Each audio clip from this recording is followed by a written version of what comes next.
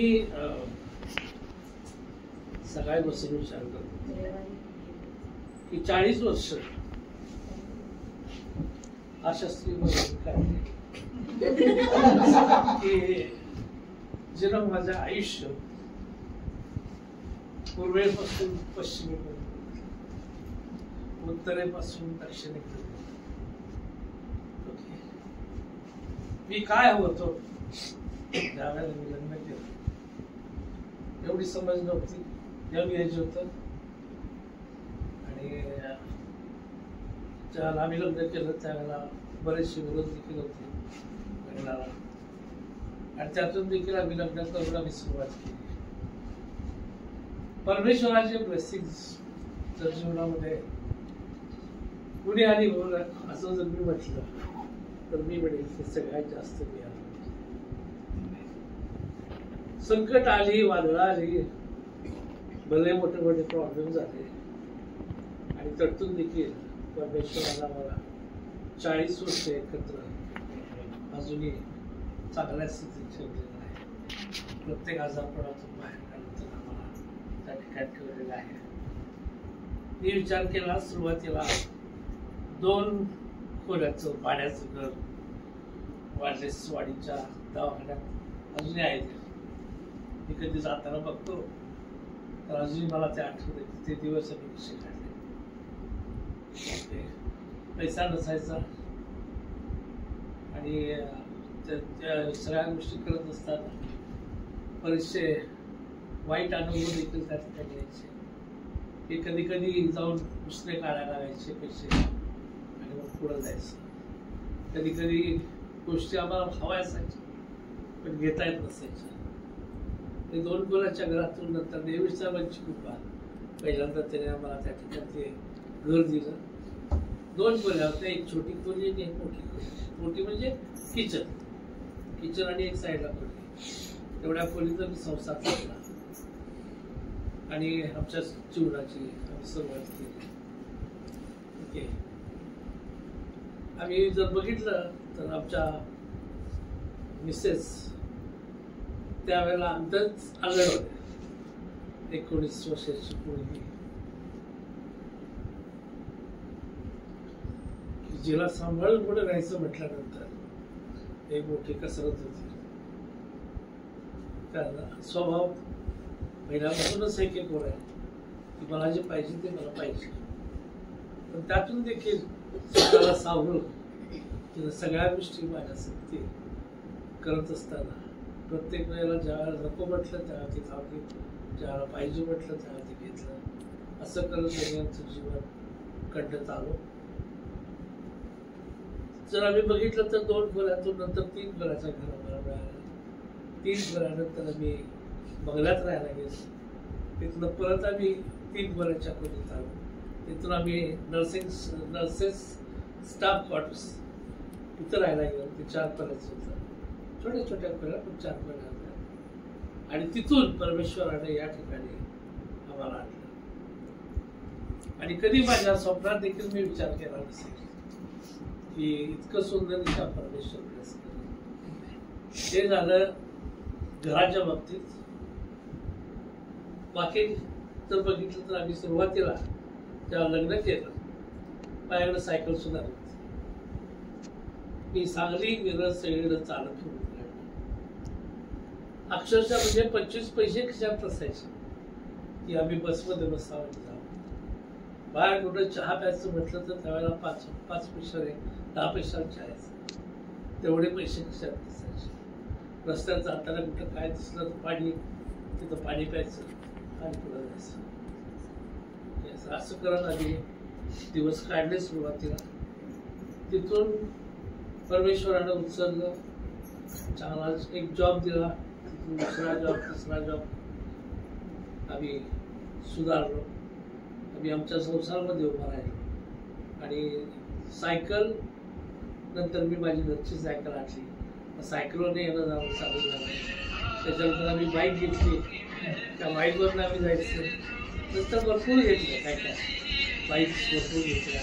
परमेश्वराने एवढं ब्लेस केलं फक्त एकाच गोष्टीमुळे की ज्या वेळेला आम्ही परमेश्वराच्या सानिध्यात आणि जन्माचे ख्रिस्त, परंतु ख्रिस्त म्हणजे काय हे आम्हाला माहिती नव्हतं. ओके, बऱ्याच वेळा आम्ही प्रार्थना करायचो, दोघं पण आम्ही प्रार्थना करायचो. संध्याकाळी झोपताना बायबल वाचायला घेतली की आमची भक्ती मला म्हणजे लवकर वाच झालं. ओके, आज परिस्थिती असं आहे की मला तिच्यावर बोलायला वेळ मिळत नाही. तिच्यावर बोलायला बसायचं म्हटलं तर ते आतमध्ये प्रेरणा असते. सकाळपासून संध्याकाळपर्यंत प्रार्थना. परमेश्वराने केलेले बदल जीवनामधले मी अनुभवले, मी बघितले, आणि एवढे सगळे विचार केल्यानंतर मी परमेश्वराला धन्यवाद देतो की परमेश्वर कसं आहे. एक लग्न केल्यानंतर मी असं म्हणेन की आम्ही एक कश्ती आहे, एक बोट आहे, जी बोट पाण्यावरती चाललेली असते. आम्ही जगामध्ये आहे. ओके, येणाऱ्या प्रत्येक लाटेला त्या ठिकाणी आम्हाला हेलकावे मिळतात. ओके, बऱ्याच वेळेला इतक्या जोरात लाट येते की असं वाटतं की आता आपण वरती जाऊन परत खाली जाणार आहे. परंतु त्यातून देखील परमेश्वर आपल्याला उचलून वरती धरतो आणि ती बोट बुडण्यापेक्षा त्याला व्यवस्थित सावरतो. हे मी माझ्या जीवनामध्ये अनुभवलं. आणि ते फक्त एकाच गोष्टीमुळे मी म्हणेन की एक तर परमेश्वराची आमची असणारी एकनिष्ठता परमेश्वराची भक्तीची, आणि दुसरी गोष्ट परमेश्वराने दिलेली सद्गुणी पत्नी ही फार महत्वाची आहे जीवनामध्ये. जर आम्ही बघितलं, जर तुमची पत्नी चांगली असेल तर तुमचं घर निश्चितपणे सांभाळलं जातं. जसं पाहिजे त्या पद्धतीने ती उचलते आणि त्या पद्धतीने ती ठेवण्याचा प्रयत्न करते. पुरुष म्हणून आम्ही काय करतो, आम्ही फक्त कमवायला जातो.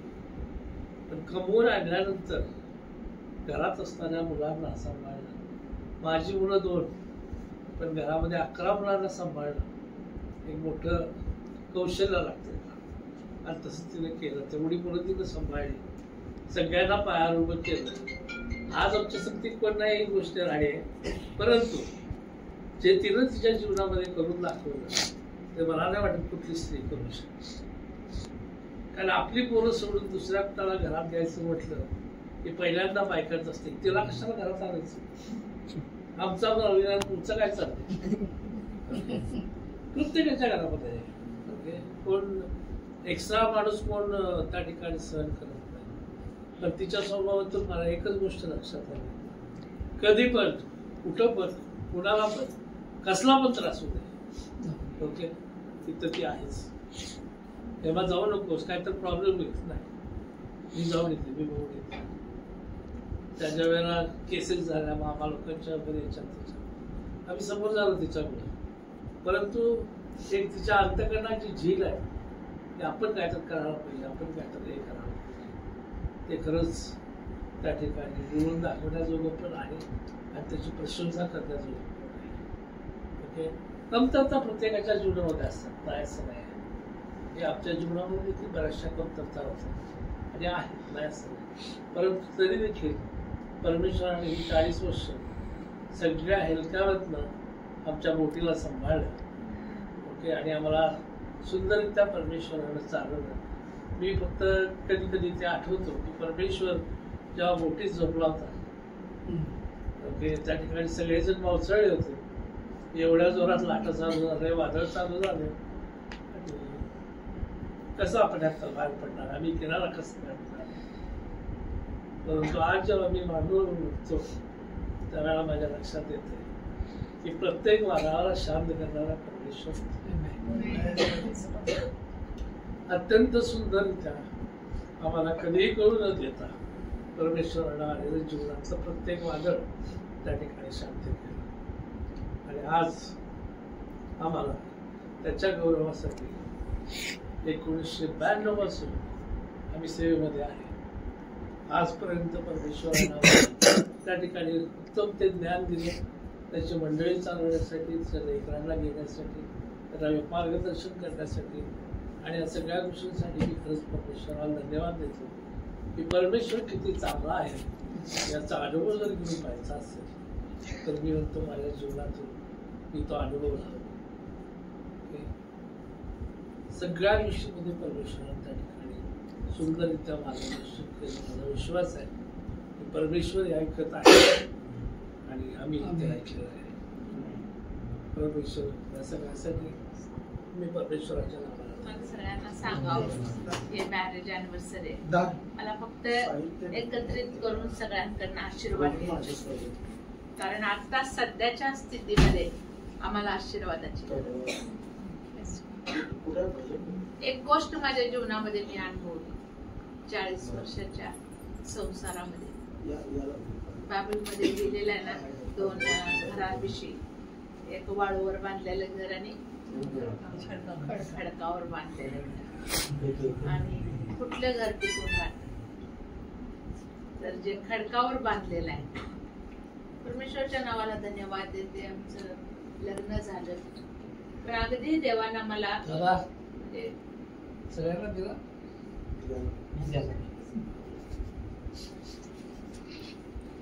प्रभूच्या नावाला धन्यवाद देते.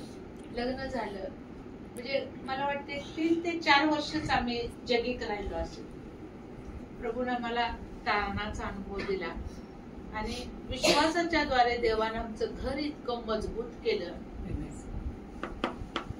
की आता 2016 पासून जर बघितलं ना, तर जसं बोटीमधलं येशू ख्रिस्ताचं शिष्यांचं चित्र आहे ना, तेच चित्र होतं. की कधी कधी वाटलं की म्हणजे दोघांपैकी एक राहणार, कारण मी सिरियस झाले तर 19ला मी सिरियस झाले, त्याच्यानंतर 16ला हे सिरियस झाले, 19ला मी सिरियस झाले, परत 21-22ला अंकलच्या डॉक्टरने गॅरंटीज दिली नाही. आणि मग माझं लक्ष सगळं माझं गोंधळल्यासारखं झालं होतं. घराला बघितलं तर म्हणजे नावेत जसं पाणी यावं तशा पद्धतीने घरामध्ये पण गोष्टी घडल्या. पण खरंच मी सांगते की आम्ही दोघांनी पासून जशी शिष्यांनी येशूला हाक मारली तशी आम्ही मधल्या खोलीमध्ये दोघांनी देवाजवळ आक्रोश पडला. म्हटलं देवा, हे तुझं घर आहे, तू माझं घर पुन्हा होतं तसं करून दे.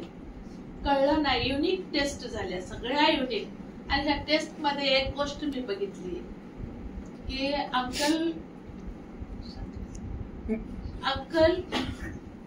सगळ्यांसाठीच आशीर्वादाचे आहेत, सगळ्यांना माझ्यासाठी आशीर्वादित आहेत.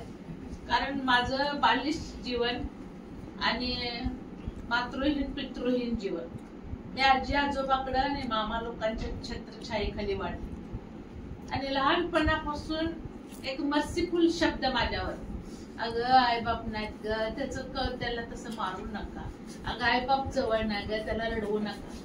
तर ते माझ्यावर पडून पडून माझं जीवन असं झालेलं होतं ना की मला आईबाप नाही आहेत. म्हणजे आई होती पण वडिलांच्या डोक्यावर परिणाम झाल्यामुळे आईला ट्रेनिंगला पाठवण्यात आलं. 6 महिन्याचं बाळ मी आजी आजोबाकडे राहिले. आणि मग समाजाने माझ्यावर प्रेम केलं, माझ्या मामा लोकांनी मावशीनं त्यांनी प्रेम केलं. आणि वडील बिचारे प्रेम करत होते पण खूप माझं जीवन इतकं खाली होतं. आणि अशा वेळेस माझ्या बरोबर लग्न करणारी व्यक्ती जसं अंकलने सांगितलं की सांभाळणं फार कठीण आहे. पण अंकल म्हणजे रिलेटिव्ह आहे, मामाचा मुलगा आहे. मी 8वीत असल्यापासून अंकलला एक अफेक्शन होतं आणि मलाही होतं. पण आमच्या वेळेला तसलं काय जास्त हे नव्हतं. आमचा स्वभाव तसा असल्यामुळं काय हे करता आलं नाही. पण माझे वडील वारले आणि अंकलने त्या ठिकाणी कब्रस्तानामध्ये सांगितलं होतं माझ्या पप्पाला की मी तुमच्या पुरीला सोडणार नाही. फार कठीण परिस्थितीमध्ये अंकलने माझ्याबरोबर लग्न केलं. सगळे आपोत झाले, सगळे घरचे बाहेरचे सगळे. पण अंकलने माझी साथ धरली. आणि जसं मी त्यांच्या जीवनामध्ये आले, मला परमेश्वराने त्या ठिकाणी सगळ्या सेल्फ पिटी मधून बाहेर काढलं. देवाने मला त्यांचं जीवन इतकं खंबीर आणि एवढं म्हणजे हे आहे की आपण जीवनात सगळं करू शकतो. अंकल कधीच घाबरले नाही कुठल्याच गोष्टीला. लग्न केलं, 1-2-3 वर्ष एकत्र राहिलो. त्याच्या दोस्तांनी म्हटलं फॉरेनला जायचं. मी म्हटलं नाही बाबा, तू माझ्या जवळ पाहिजेस. काढून टाकलं मी सगळं. आणि थोडे दिवसच गेले आणि अचानकच जबाबदारी आमच्यावर आली. आणि माझा मामा मामी वारली, त्याची 3 लेकरं अनाथ होती. आणि माझी आजी, जिनं मला लहानपणी सांभाळलं, आईच्या आईनं, आई ट्रेनिंगला गेल्यावर 6 महिन्याचं बाळ सांभाळली. त्यामुळं अटॅचमेंट आईसारखी होती. आणि तिने येऊन त्यांना म्हटले, बाळा मी आयुष्यभर तुझं गुलाम राहतो, तर एवढी 3 लेकरं सांभाळ. आणि त्यावेळेला मिस्टर म्हटले, घे मला परदेशाला जायला पाहिजे. आणि परदेशाला गेले. जे परदेशाला गेले दुसऱ्याचे झाले, ते आयुष्यभर त्याने दुसऱ्यांना सांभाळत असते. आणि इतकं अंतकरण त्या बापानं येशू सारखं अंतकरण दिलं की जे ज्याला नाही ना, काहीतरी करूया, शिक्षण देऊया, पायावर उभं करूया. अशी मला वाटते जवळजवळ 13-14 लेकरं जे आहेत ते शिक्षणानं बाहेर पडली. आणि तसंच सांगितलंय, अंकलने सांगितले जीवनातली साक्ष, की ह्या घरामध्ये कुलूप कधी घातलं नाही, कुलूप घालायला लागलंच नाही, एवढी माणसं होती. पण आज ते माणसं इतके आशीर्वादित झालेले आहेत. एक उदाहरण दिवस वाटतंय की सावलीनं भरलेलं झाड आणि फळांना भरलेलं झाड, त्याचा आसरा घ्यायला सगळे येतात. पण जेव्हा झाड पानं पाडतं, फळं बंद होतं ना, त्यावेळेस त्या झाडाजवळ कोण येत. आम्ही अनुभव घेतला आमच्या जीवनामध्ये 16 पासून आजपर्यंत, ज्यांची जीवन उभी झाली इथं. मग बाळक लोक असतील, अनाथ लेकरं असतील. बाळक लोकांसाठी तर मी सांगूच शकत नाही. अनाथ सुट्टीला आला तर ड्रेस काढायला वेळ नसायची, पण हितनं उठायचे नाहीत. शेवटी मी म्हणायची 9 वाजले मी ड्युटीला जातो, पण अंकल 11 वाजेपर्यंत बसायचे, तर उठणार नाही. दर महिन्याला नंतर यायला लागले होते, कारण पहिले 3 सेट मध्ये सुट्टी होती. 3 महिन्यानंतर 1 महिना. पण मी पाहिलं की 2016ला अंकलचा अचानक जॉब गेला आणि घरात आले. एकही बाळक त्या दिवसापासून आजपर्यंत येत नाही. ज्यांची लग्न लावून दिली, ज्यांचं शिक्षण करून दिलं, त्यांच्या मिनिस्ट्रीमध्ये फार मोठा त्यांना हात अंकलने दिला. पण मी बघितलं की ग्रेटफुल हार्ट कुठेही मिळालं नाही. माझ्या लेकरांनी आमच्या बरोबर फार कष्ट घेतलं. म्हणजे माझी गुडीन मिटू आज ते मला सांगतात की मम्मी आम्ही हर्ट चालवतो, जेव्हा पप्पा सुट्टी होते याची मला खाण्याला पाहिजे असं तर पप्पाने दुसऱ्याला काढून दिलेलं. पण आम्हाला माहित नव्हतं ते. आम्ही देत राहिलो.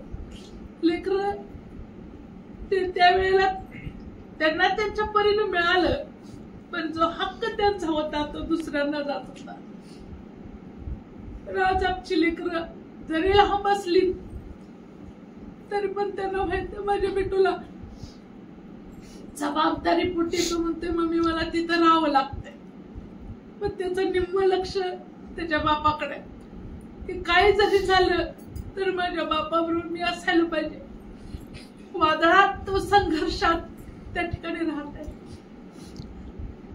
माझ्या लेकरांचं सगळ्या गोष्टींना सांत्वनाच हेच आहे आम्हाला, की मम्मी जे करायचं होतं ते तुम्ही केलं, तुम्हाला ते कळलं नाही तेव्हा, पण आमची जबाबदारी आम्ही पार पाडणार. आणि आज आमची लेकरं जरी लावता म्हणजे ते ह्या टोकाला एक आणि ह्या टोकाला एक, इकडे दिवस आणि तिकडे रात्र, पण तरी पण त्यांना पण वाटतंय की काय करायचं. सगळ्या गोष्टी अशा झालेल्या आहेत की त्या ठिकाणी फक्त मम्मी पप्पाला मी सांत्वन देऊ शकतो. आणि ह्याच्यामध्ये शेवटी मला एक कळालं की हे फक्त मन आहे, पण शेवटी आपण जे रक्त ते रक्त. फीडबॅक मला दोघांनाही आम्हाला बॅड मिळाला. आत्मिक जीवनात पण अनेकांची उभारणी केली, पण आत्मिक जीवनात पण बघितलं तर रिटर्न बॅक काय मिळालं. आज इथे बाबाने जी लेकरं दिल्या त्यांच्यासाठी आम्ही काहीच केलं नाही. जे केलेले ते बाहेर आहेत आणि जे न केलेली ती लेकरं आज आमच्या बरोबर आहे. मी आभार मानत आहे विल्सनचं, निखिलचं, यशचं. ही लेकरं जर बघितली ना, आज हे सुद्धा आम्ही 19 पासून आजपर्यंत फक्त बिचाऱ्यावरचा संघर्ष करत, आणि त्या संघर्षामध्ये सेवा करायला मला रात्रंदिवस, त्यांच्यासाठी आम्ही रुपयाचं पण काही केलं नाही, काहीच नाही केलं. यशोदास, बिल्सन, निखिल, यश, मी त्यांच्यासाठी काही केलेलं नाही ह्या लेकरांसाठी. पण ह्या लेकरांनी आम्हाला बिछाण्यातनं उभं केलं. रात्रंदिवस सेवा. आज पण म्हणतात मम्मी काय जरी झालं तर एक फोन करायचा, आम्ही इथं आहे. मी प्रभूच्या नावाला धन्यवाद देते की शेवटी काय बघितलं तर देवाची विश्वसनीयता. सगळीकडनं लॉस झाला, पण देवानं ज्यांच्यासाठी मी काय केलं नाही त्या लेकरांना माझ्यासाठी देवापाने. आता पण परिस्थिती अशीच आहे की त्यांना काय करावं हे निर्णय घेता येत नाही, पण तरी पण ते म्हणतात कसं नाही, काय जरी झालं तर आंटी अंकल बरोबर थांबणार आहे. पण ज्यांनी लाभ घेतला, ज्यांचं जीवन उभं राहिलं, ते लोक तर स्टेटमेंट देतात की आम्ही प्रभूला कधीच आम्ही तुम्हाला सोडला असता, आम्ही प्रभूकडे होतो म्हणून आम्ही तुमच्याजवळ राहिलो. ज्यांच्याजवळ काहीच नाही आहे, आई वडील नाही, पैसा अडका नाही, त्यांना शिक्षण देऊन उभं केलं, आणि त्यांचं स्टेटमेंट असं आहे की आम्ही जर प्रभू आम्हाला नसता तर आम्ही तुमच्याजवळ राहिलो नसतो. प्रभूच्या नावाला धन्यवाद देतो की वाईट पण ऐकायला मिळालं सगळं, पण प्रभूनं त्या सगळ्यामध्ये आम्हाला राखून ठेवलं. मी काय हे तुम्हाला सांगते, हर्टिंग्स नाहीयेत, पण इथं पती पत्नी भरपूर आहेत. विशेष पास्टर पिंटू आणि राणीलाच मी उत्तेजन देईन. सेवा करत असताना आपलं सेवेमधनं जास्त आपल्या आत्मिक लेकरांकडे आपण जास्त बघतो, आणि आपल्या स्वतःच्या लेकरांना आपण म्हणतो कसं नाही हे आमचे आहेत, तुमच्याजवळ आम्ही आहोत. पण मला सांगू दे, आपली लेकरं बोलून दाखवत नाहीत, पण आपली लेकरं फाइंड आउट करतात की आमचं प्रेम दुसऱ्याला जाते. मी त्याच जोशमध्ये पडलो, फार धावलो, असं वाटलं की मी सगळ्या जगाला प्रेम देऊ शकतोय, म्हणून जेवढं आहे तेवढं देत, प्रेम पण देत गेलो, सगळंच देत गेलो. आणि सगळंच मला एक वेळ अशी आली की मला कळालं की सगळंच लुटले, काहीच माझ्याजवळ राहिलं नाही. म्हणून मला मिनिस्ट्रीत पण एक उत्तेजन द्यायचं आहे की कदाचित धावत जास्त असतील तर आमचंच उदाहरण घ्या की बॅलन्स ठेवला पाहिजे आपण आपल्या कुटुंबाच. आणि दुसरी गोष्ट म्हणजे देवाकडे जर आमची नजर असली तर प्रभू आपल्याला संकटात पण टिकवणार. देवाकडे आम्हाला संकटात टिकवलं, विशेष करून अंकल सारखी व्यक्ती. कारण ह्या सगळ्या 2016 नंतर माझं थोडं कॅरेक्टर इरिटेबल असल्यामुळे अंकलनं मला इतकं बेअर केलं, भरपूर बेअर केलं. कारण फार त्रास मग कुठं कुणाला बोलायचं. पण एकदम चांगला देवापानं मला लाईफ पार्टनर दिला. म्हणजे मला सेवा करण्यासाठी जे कॅरेक्टर माझ्यामध्ये पाहिजे त्यांनी मला चांगल्या प्रकारची हाताळणी करून त्या बापाने मला त्यांना माझ्यासाठी उपयोगात आणलं. आमच्या संसारात आज जी मिठास आहे ती फक्त देवामध्ये आम्ही जे पोक्तपणानं वाढलो ना, त्या पोक्तपणाचं सुज्ञान म्हणायचं की आम्हाला टिकवून ठेवलेलं आहे. आणि आम्हाला चांगला निर्णय घेण्यास, चांगल्या रीतीनं आमचा विवाह ठेवण्यासाठी, आम्ही किती वाईट परिस्थिती आली तरी पण चांगलं तेच आम्ही लेकरांना पण आणि जगाला द्यावं, यासाठी पण देवबापानं आम्हाला विशेष प्रकारे कृपा पुरवली. आम्ही आभार मानतो, विशेष आभार मानत आहे की हे देवाचा आभार मानतो की हे 40व वर्ष आम्ही पदार्पण करतोय आणि माझे 61 पण पदार्पण करतोय. जुलै 18ला माझा बर्थडे झाला, 61 पण हे करते. सगळे ब्लेसिंग्स आहेत. पण मी बघितलं की देवा खरोखर विश्वसनीय आहे. बिछाण्यातनं उठवलं, देवानं उत्तम आरोग्य दिलं, चांगल्या प्रकारे परमेश्वरानं आमचं जोपासणी केली आणि देव बरोबर आहे. तर आमचा विश्वास आहे की आमचा शेवट पण चांगला होणार आहे. मी आभार मानते, तुम्ही सगळे आला आणि आम्हाला आशीर्वादित केलं. विशेष म्हणजे आम्हाला प्रार्थनेद्वारे तुम्ही आशीर्वादित केलं. मी तुमच्या मनापासून आभार मानते. पास्टरांचं तर पास्टर पिंटू तर